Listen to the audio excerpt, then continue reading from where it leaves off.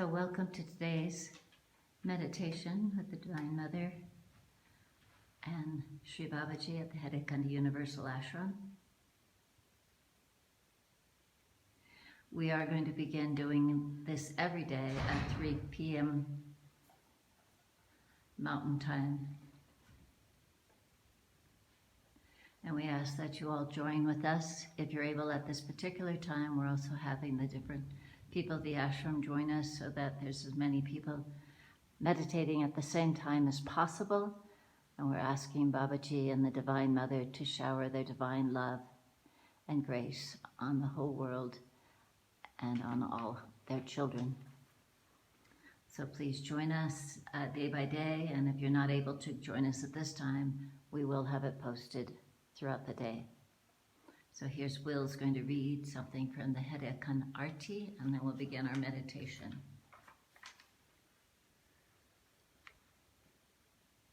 Thou alone art mother and father to me. Thou alone art kin and friend to me. Thou alone art knowledge and wealth to me. Thou art all to me, my Lord, O Lord. Om Namah Shivaya.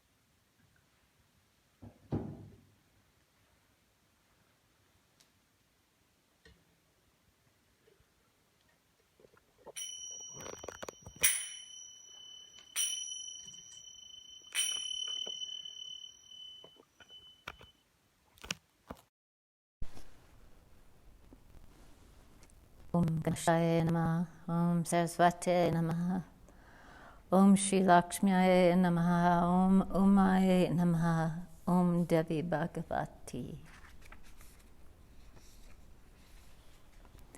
The Munis of the 6 illustrious families are gathered in the Naimisa Vana, the sacred forest sanctified for the ancient revelations. In their midst sits Sutta, who has learned his stories from the awesome Veda Vyasa himself. Sunaka, the oldest among the Munis, says, "Profound Sutta, we Brahmanas have come to your feet today in terror of the advent of the Kali Yuga. We have heard that listening to the holy Bhagavatam of the Devi can free us from samsara, this endless round of births and deaths. Master, we would hear the immortal Devi Bhagavatam from your lips." Sutta says, "Fortunate am I that the wise want to hear the Puranas from me. I bow at the lotus feet of the Mother of the Universe before I begin. Om." Everyone knows that Brahma created the worlds, yet Brahma is born in the lotus that sprouts from Vishnu's navel. Then again, Narayan, Vishnu, rests upon his serpent Ananta, who lies upon the ocean Ekarnava. We ask ourselves, from what primal source has this infinite sea come? And we turn for sanctuary to the source, the mother of all, the Divine Mother. Thus begins Sutta in his voice that is quiet as an ocean deep. He pauses, his eyes shut, his body still. After a moment, Sunaka murmurs, "My Lord Sutta, when we grew afraid of the looming Kali Yuga, we went to Brahma in his palace at the heart of the wondrous Brahma Vana. He plucked a mystic wheel from his mind and cast it down into the world. He said to us, 'Munis, where this wheel falls, there remain until the feral Kali Yuga ends and a blessed Satya Yuga dawns upon the world again. The wheel will protect you, for the Kali will not enter into its confines.'" The wheel from Brahma's mind fell here in this Naimisa Vana, and when we entered within its boundary, the luminous thing melted into the ground like violet fire. So here we remain in this auspicious forest, waiting for the Kali Yuga to end. And we are fortunate indeed that you have come among us, Master, to bless our long wait with the precious Purana of the Devi Bhagavatam. Sutta draws a deep breath and his eyes still shut continues. Hear of the birth of Vyasa's son, Sukadeva, who first expounded the Purana in the world as he heard it from his father. Once Vyasa, the son of the fisher girl Satyavati, sat in his ashram on the banks of the golden river, Saraswati, when he saw 2 sparrows feeding their newly hatched chick. Never had Vyasa seen such adoration in any living creatures as he saw in those parent birds. As they thrust the food, they softened in their own beaks into their child's gaping mouth. Never he had seen such love, such ecstasy, such devotion. Vyasa thought, if these sparrows, who will never see their child again once he can fly, love their young ones so much, how much more will a man love his child? Surely to caress and nurture one's own son is the greatest joy that exists in this world. Moreover, how can a man die in peace unless he has a son to whom he can leave his wisdom and his earthly possessions? A son who will touch the fire to his corpse and perform his last rites, so that his soul can rise up to heaven. Vedavyasa decided that no man can be fulfilled unless he has a child, and his mind turned to how he himself could become a father without delay. The good Muni set out for Mount Meru to perform tapasya so he would be blessed with a son. When he arrived on that holiest of mountains, he built himself a little ashram for himself and then wondered, which god shall I worship now? Which one will grant me my desire most swiftly? Shall I pray to Vishnu, Brahma, Shiva, Indra, Surya, Ganapati, Agni, Kartikeya, Varuna? Suddenly he heard someone softly plucking on a veena, and he saw that the wandering rishi Narada had arrived there, as though by chance. Vyasa warmly welcomed Narada, and they sat together. Narada said, "You seem care-woven, Vyasa. Tell me, what troubles you?" Vyasa smiled wanly and replied, "Muni, the man who has no son leads an aimless life, and I am uncertain which god I should worship to have a son of my own." Narada laughed delightedly.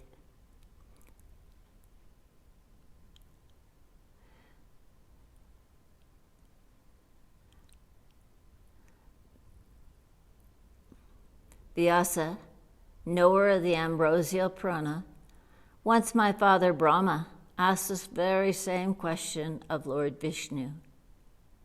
At once Vishnu lapsed into yoga, a deep trance. Amazed, Brahma said, "Lord of the universe, what samadhi are you plunged in? Whom do you worship, O cause of causes? At your word, the sun ranges the sky, fire burns, and the wind blows. I, who am the Lord of creation, was born in the lotus sprung from your navel. Vishnu, you are the greatest of all the great, yet here I find you at worship. Who is worthy of your devotion, Lord Vishnu?" Vishnu said with a smile on his perfect face, "Brahma, indeed you create, I preserve, and Rudra, Shiva, destroys the universe. Yet without Shakti, the three of us would be inert and powerless. Mahashakti, the goddess, is the highest power of all, and she animates the rest of us. It is her I worship, Brahma. Who else? It is by her wish that I incarnate from time to time. It is by her will that I once had my head severed and a horse's head set upon my neck. There is none I know of higher than Parashakti, and it is upon her that I meditate," said Narada to Vyasa, adding, "So, friend Vyasa, you would also best worship the Divine Mother for your boon." After a while, Narada left, and Vyasa sat in Padmasana and began to worship the Devi Bhagavati. This is what Sutta tells the Munis of the Naimisa Vana, who were athirst for his Devi Purana. Then Sunaka, the head of the rishis, says to Sutta in some surprise, "My lord, you say Vishnu's head was severed? We have never heard anything so astonishing in all our lives. Tell us, how did such an incredible thing happen?" Sutta smiles. Once when he had fought the demons Madhu and Kataiba for 10,000 years without pause, Vishnu grew tired. He sat in Padmasana in the forest, leaned his head on his mighty bow, and fell asleep. Meanwhile, Indra and the Devas, Brahma and Shiva, arrived in Vaikuntha to worship Vishnu, who is their Lord. But they did not find him in his city of miracles. When they sought him in the secret vana in which he had taken refuge, they found him in the swoon of Yoga Nidra. They sat down around the sleeping blue god and were concerned to see the protector of the universe like that, plunged in a strange stupor. Indra said, "How should we awaken Vishnu from his slumber?" Shiva said, "He will be annoyed if you dare to rouse him. But truly we do urgently need to see him." At which Brahma created a hive of termites called Vamris and loosed them on the bow against which Vishnu rested his head as he slept. If the insects ate through one end of the bow, the other would rise, dislodging Vishnu's head and waking him. But the Vamri said to Brahma, "How dare we disturb the sleep of the Lord of the worlds? To disturb blessed sleep is a sin equal to tearing a husband from his wife. Moreover, what do we gain by this crime against Vishnu?" Brahma immediately replied, "If you do this, you shall have all the ghee that falls outside the pit of the fire ceremony, the homa, for yourselves. So hurry and rouse Vishnu." The greedy Vamris devoured one end of the bow. The bowstring gave way with a report like a star exploding. The sea rose in tidal waves, mountains shook, meteors fell screaming from the sky. The sun fell below the horizon, and evil omens filled the four quarters.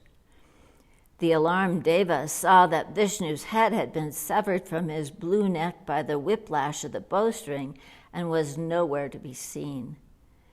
They began to beat their breasts and wail, "Lord Vishnu, invincible one, you have been decapitated today, and we are to blame." Even Shiva seemed stricken. And Brihaspati, who is the guru of the Devas and the embodiment of wisdom, advised, "These tears are of no use now. When fate tries us, we must exert our intelligence to save ourselves from danger."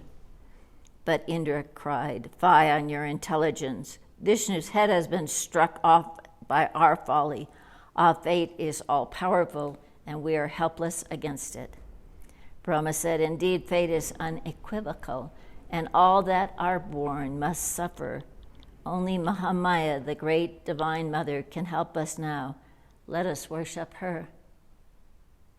Brahma summoned the Vedas who were there incarnate and commanded them, "Please sing the hymn of the omniscient divine mother now." And the resplendent Vedas did so at length, fervently calling out many of her thousands names. Then they saw, "Bhagavati, mother, are you so angry with the ocean's daughter Lakshmi that you have killed her lord today? Vishnu's head has vanished like a dream, divine mother, and no one but you can make him live again." Then a voice more exquisite than beauty itself spoke to the Devas from the sky. "All will be well again, Devas. Golden Vedas, I am pleased with your worship, but nothing in this universe happens without a good reason." Once Vishnu looked at his wife Lakshmi's face and laughed, and Lakshmi was distraught because she thought he had seen something ugly in her perfect features. She became suspicious that he had another woman, or he would not laugh at her like this. Sorrow turned to wrath as the tamasic guna possessed her. As she cursed him, "May your head fall off," she even thought it would be better at that time to be widowed than to have her lord take another wife. It is by that curse that Vishnu's head fell off into the salt sea today, and from another curse as well. Once the Asura, the demon, Harigriva, performed a tapasya for 1,000 years. He neither ate nor slept, but chanted my name ceaselessly until at last I stood before him in my tamasic body. I saw he truly loved me, for when he saw me, his eyes filled with tears of joy. I said to that demon, "Harigriva, I am pleased with you. Ask me for any boon you like." He said, "Mother, let death never approach me. Let me be invincible against the Devas and the Asuras. Let me be an immortal yogi." Demon Harigriva, birth follows death, as death does birth. You cannot be immortal. Ask for another boon, and said I to Harigriva. The canny demon replied, "Then Devi, Let me find death only at the hands of one who has a horse's face like me. So I blessed him, and I said, let only a horse-faced one kill you, Hatagriva. Pleased to no end, he went back to his kingdom, and ever since he has been the scourge of all the living. And no one can kill him, because none of the truly mighty has a horse's face. So Devas, find a horse head and fix it to Vishnu's neck, and let him rid the worlds of Hatagriva. With this, the invisible Devi fell silent. Indra said to his artisan Vishvakarman, give the Lord a horse's head so that he can kill Hatagriva. So Vishvakarman attached a horse's head to Vishnu's throat with many sacred mantras. At once blue Vishnu stood up, neighing so loudly it seemed the sky would be shattered by that sound.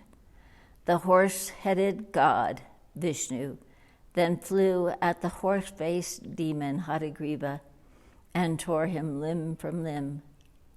So says Sutta once to the Sunaka and his munis in the blessed Naimisa Vana. Bhagavati Mata Ki Jai, Hare Akandashvari Mata Ki Jai. We'll see you all tomorrow. Namaste.